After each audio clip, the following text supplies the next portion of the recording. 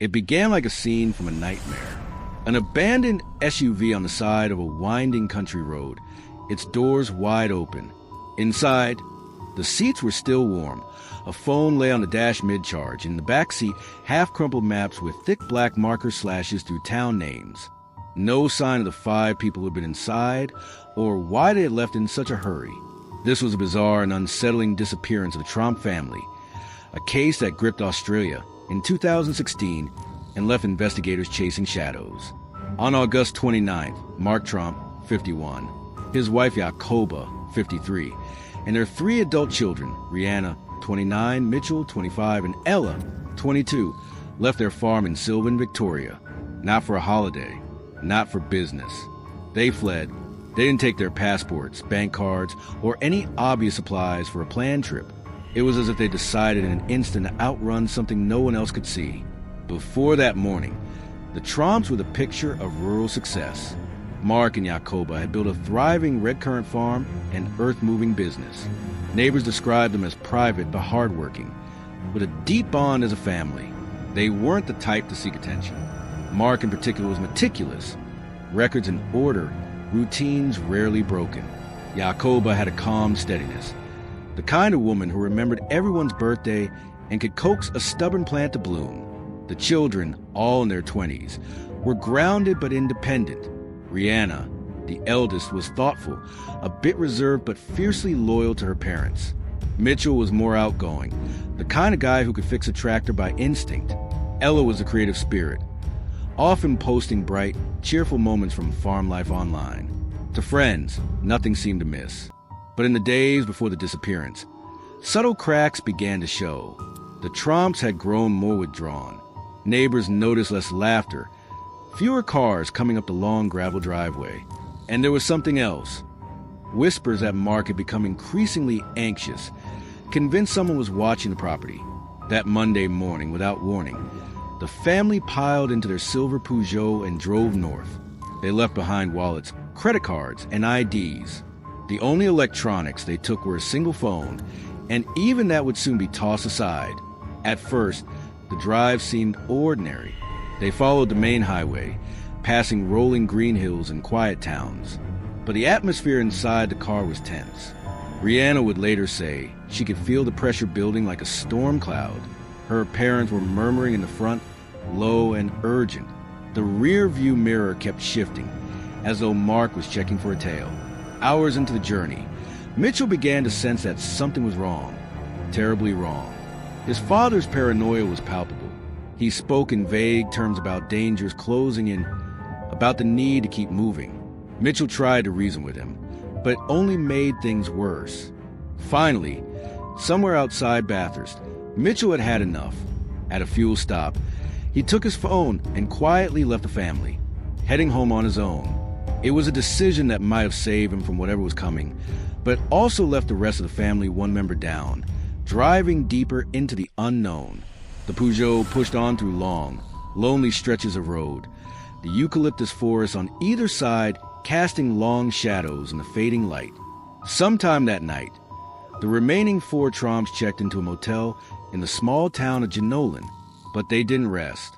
By morning, the manager noticed their room was left in disarray. Beds barely slept in, the family already gone. What happened next defied any sense of logic. At some point, Ella, the youngest, also decided she couldn't take it anymore. In Goulburn, she separated from her parents and sister, managing to get a ride back to Melbourne. When she arrived home, police were waiting. She told them what she could, that her parents were terrified of something. She didn't know who or what. She only knew they were acting as if their lives depended on leaving everything behind. By then, news of the strange family road trip had begun to circulate locally, but without confirmed danger, police were hesitant to call it crime. That would change quickly. On the second day, Rihanna and her parents were spotted in Wangaratta, nearly 1,000 kilometers from their farm. Witnesses said they seemed disoriented, their car weaving before pulling over abruptly. This is where things took an even darker turn. Mark disappeared into nearby farmland, leaving Jacoba and Rihanna behind. When a passing motorist stopped to check on the women, Rihanna bolted from the vehicle and ran into the street. straight into oncoming traffic. She collided with another car, suffering a head injury. Dazed and injured, she was taken to hospital, where her behavior raised even more alarms. Nurses said she was incoherent, muttering that someone was after them. Meanwhile, Jacoba was found wandering the streets, appearing confused. She, too, was taken to hospital for observation. That left only Mark unaccounted for. By now, police from multiple jurisdictions were involved. They pieced together the bizarre trail. The hurried departure from Sylvan, the discarded phones, the scattered sightings, the separations. The theory forming was troubling. The Tromps were not simply on a trip. They were in the grip of something psychological, maybe even a shared delusion, but that didn't explain the urgency or the fear. For days, search teams combed the farmlands and forests near Wangaratta. The Peugeot had been located, abandoned. Inside, loose change, clothes, and scraps of paper with strange markings. Outside, faint footprints disappearing into the bush. The public was hooked. Was this a mental health crisis? A family cult? Or had the Tromp stumbled into something dangerous enough to force them off the grid? The idea of a threat, real or imagined, kept the story alive in headlines. Then, on the fourth day, a break.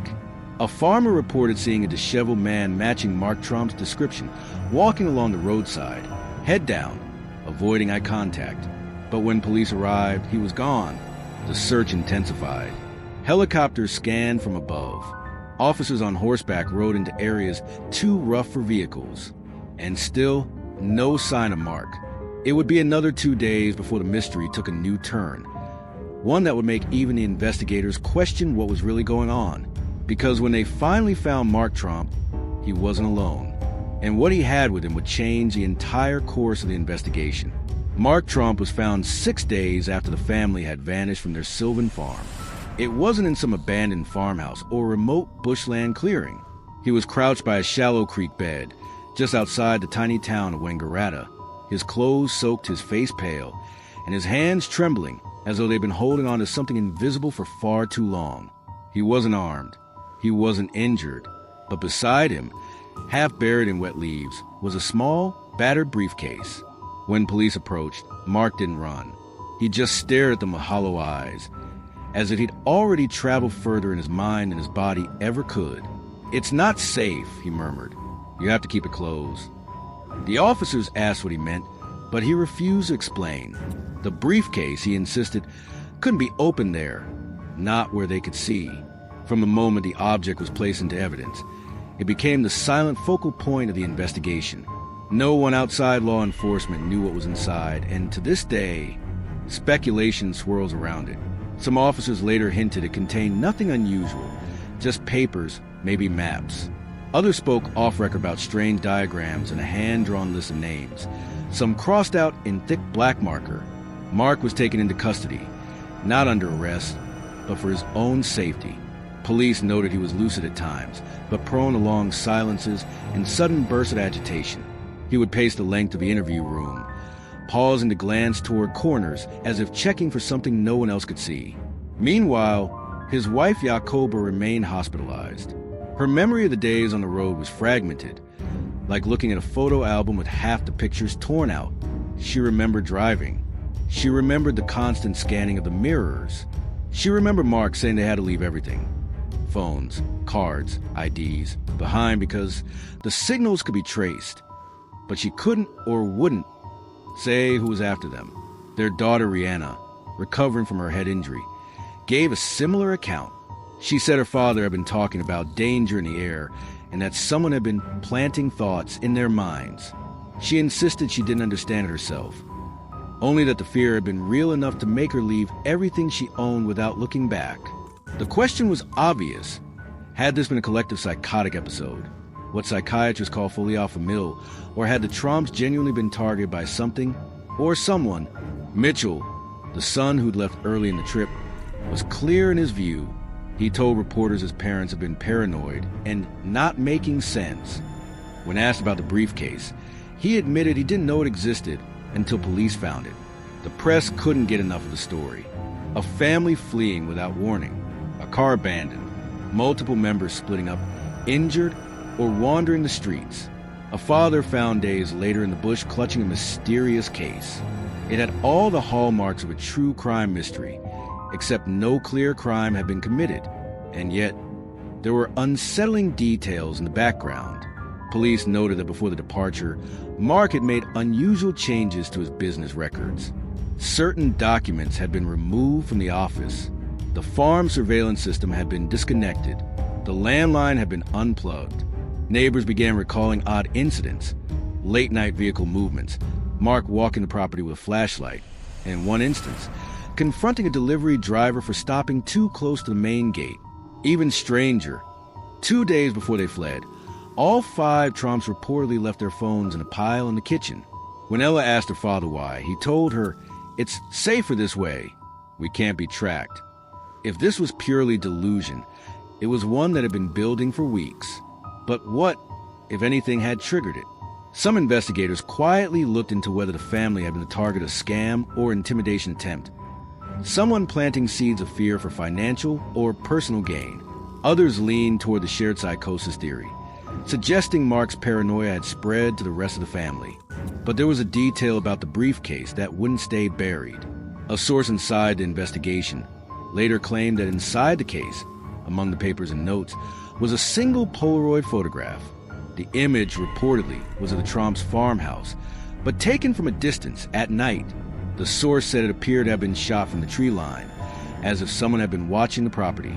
When a journalist tried to confirm this, police refused to comment.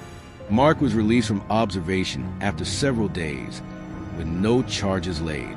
The family reunited at the farm, but their behavior remained guarded. They avoided reporters. They gave no public statement. Theories spiraled out of control online.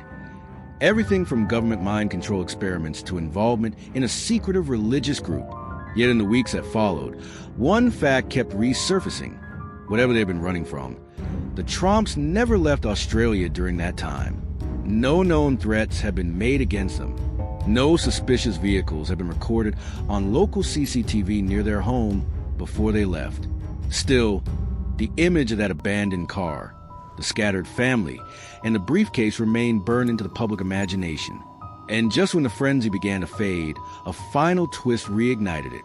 A local resident came forward claiming that, on the same night the Tromps were last seen together, he spotted 2 unidentified men walking along a dirt track not far from where Mark's Peugeot was found. The men, he said, were wearing dark clothing and carrying backpacks. They avoided the main road, disappearing into the bush.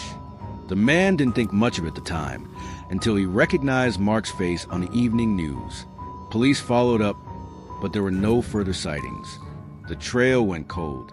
Even now, almost a decade later, no one can definitively say what sent the Tromps on their desperate journey.